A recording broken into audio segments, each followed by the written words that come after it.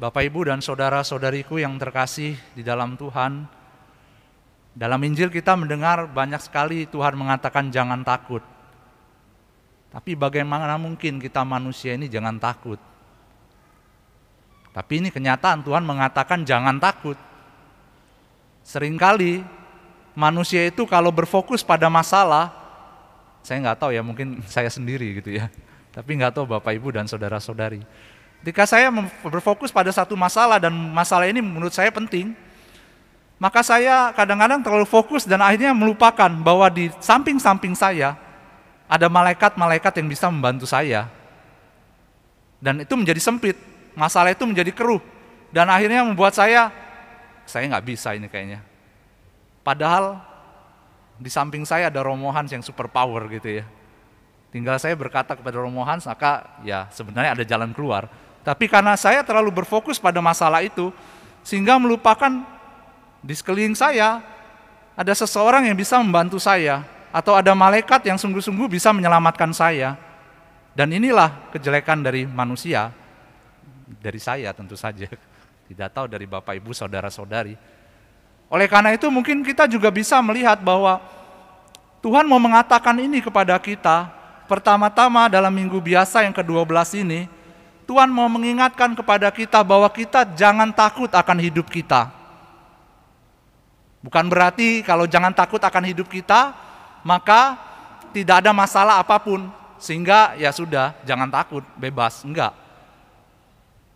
Masalah ya tetap ada. Ujian ya tetap ada. Gitu ya. Tantangan juga tetap ada. Dia tidak akan hilang daripada kita, walaupun Tuhan mengatakan jangan takut akan hidup kita. Dengan kata lain apa? Allah menghendaki kita untuk sungguh-sungguh percaya kepadanya. Dengan kata lain, percaya kepada penyelenggaraannya yang ilahi. Kenapa? Karena dia memperhatikan kita. Dia mau melihat kita dengan sungguh-sungguh. Karena dia mencintai kita.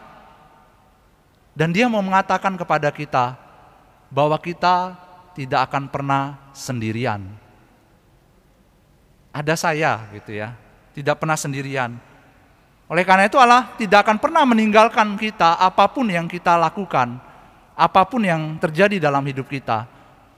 Permasalahannya adalah apakah kita mau melihat bahwa Allah selalu berserta dengan kita, bahwa kita tidak pernah sendirian. Mengapa Allah begitu yakin bahwa Dia tidak pernah meninggalkan kita? Karena Allah itu adalah Allah yang setia. Dan perkataan Allah itu adalah ya atau amin. Jika kita mengatakan amin, maka ya. Gitu. Dan ini bisa dibuktikan ketika kita membaca perjanjian lama, tentu saja sampai perjanjian baru ya.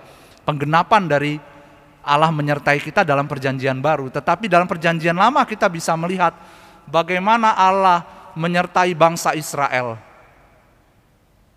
Tidak pernah dia ditinggalkan bangsa Israel.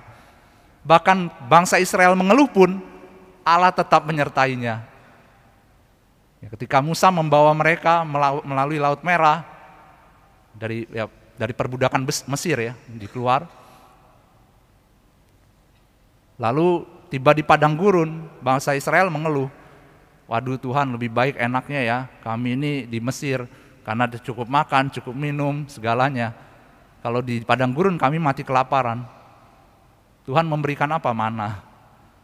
Kedua, ketika mereka haus, Tuhan hanya bilang kepada Musa, ketuklah batu itu. Batu itu diketuk pakai tongkatnya, keluarlah air. Tetap dia menyertai Tuhan, menyertai bangsa Israel. Dan akhirnya apa yang dikatakan Tuhan dalam perjanjian baru? Tuhan mengatakan, Immanuel, Allah menyertai kita. Oleh karena itu perkataan Tuhan, ini adalah perkataan yang setia dan yang perlu kita imani sungguh-sungguh gitu. Kita perlu pelihara.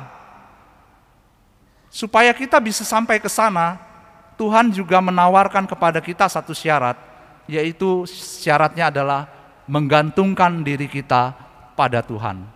Menggantungkan hidup kita pada Tuhan.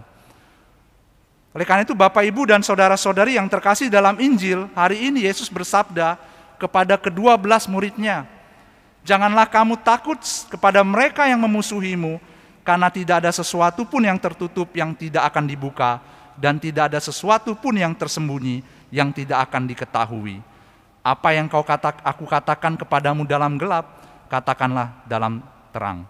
Dan apa yang dibisikkan ke telingamu, beritakanlah itu dari atas rumah. Janganlah kamu takut kepada mereka yang dapat membunuh tubuh, tetapi tidak berkuasa membunuh jiwa. Tetapi takutilah Dia yang dapat membunuh baik tubuh maupun jiwa. Tuhan tahu bahwa ke-12 murid akan mengalami kesulitan. Tapi Tuhan katakan jangan takut. Dan akhirnya kemudian kita dengar dalam Injil bagaimana Yesus menggambarkan penggambaran yang cukup indah tentang siapakah diri kita manusia. Kalau burung pipit itu dipelihara oleh Tuhan, lebih lagi manusia yang dicintai, maka Dia akan memeliharanya. Bahkan sehelai rambut pun terhitung semuanya di hadapan Tuhan. Oleh karena itulah apa yang kita lihat di sini, Tuhan mengatakan, ya takutilah Dia, tetapi sebaliknya Tuhan katakan jangan takut. Ada apa ini gitu ya? Kenapa Tuhan mengatakan takutilah Dia, tapi yang sebaliknya jangan takut? Tuhan mau mengatakan kepada kita bahwa takut akan Tuhan itu bukan takut karena cemas. Berbeda ya takut dengan Tuhan dengan takut. Bahasa Indonesia kalau kita bilang takut hanya takut gitu. Kalau bahasa Prancis ada dua, craint dan peur. Jadi ada dua. Kalau lebih dua bahasa ini berbeda makna. Tapi yang mau saya katakan bahwa takut, kita ketakutan, takut hukumnya, gelisah, cemas. Tetapi kalau dikatakan takut akan Tuhan, maka kita tidak takut akan hukuman atau cemas atau gelisah, melainkan kita mempunyai pengetahuan bahwa hanya di dalam Tuhanlah hidupku, dan punya pengetahuan bahwa Tuhan akan memelihara hidupku, karena Dia hanya satu-satunya yang dapat memelihara kita. Oleh karena itu permenungan bagi kita semua untuk sampai pada takut akan Tuhan. Caranya seperti apa? Supaya kita tahu, punya pengetahuan bahwa Tuhan adalah satu-satunya yang dapat menolong saya. Apa yang perlu kita lakukan? Yang pertama, mari memiliki iman. Iman kepada Tuhan yang kita tahu Dia adalah Tuhan yang menyelamatkan. Semakin kita memiliki iman, maka semakin kita tergantung pada Tuhan sendiri. Kita mencari Tuhan, kita merindukan untuk dekat dengan Tuhan. Kita akan membaca firman-Nya setiap hari. Kita akan selalu berhubungan dengan Tuhan, karena kita takut, yang punya iman percaya kepada Tuhan. Iman diberikan kepada kita tentu saja, betul, dalam pembaptisan. Itu awal iman diberikan. Tetapi iman tidak akan berkembang kalau kita tidak pernah mengusahakannya. Kita tidak pernah mencarinya. Gitu. Karena dikatakan di dalam pembaptisan kita, apa yang kamu minta dari gereja? Iman. Iman telah diberikan. Tapi untuk menumbuhkan benih iman ini, maka perlu kita sirami, perlu kita jaga, perlu kita beri pupuk, supaya dia berbuah akhirnya. Dengan cara apa? Ya berusaha mencari kebenaran itu, berusaha mencari terang itu, yaitu di dalam Tuhan sendiri tentu saja. Lalu yang kedua apa? Yang kedua, mari juga kita berfokus bahwa hidup saya bukan di sini saja, tetapi berfokus juga pada kehidupan kekal. Bukan berarti kita katakan ya kita fokus kehidupan kekal berarti saya doa terus jadi melupakan keluarga, enggak. Kadang-kala kita juga perlu melihat ke bawah, kadang-kadang kita perlu melihat ke atas. Artinya apa? Ya kita berjalan di dunia ini, berziarah di dunia ini bersama-sama. Tapi jangan lupa bahwa ini perziarahan, dan saya perlu memandang mata saya kepada Tuhan. Bahwa saya memang berjalan di dunia ini, tetapi juga saya suatu saat akan bersatu dengan Tuhan. Kenapa ini penting?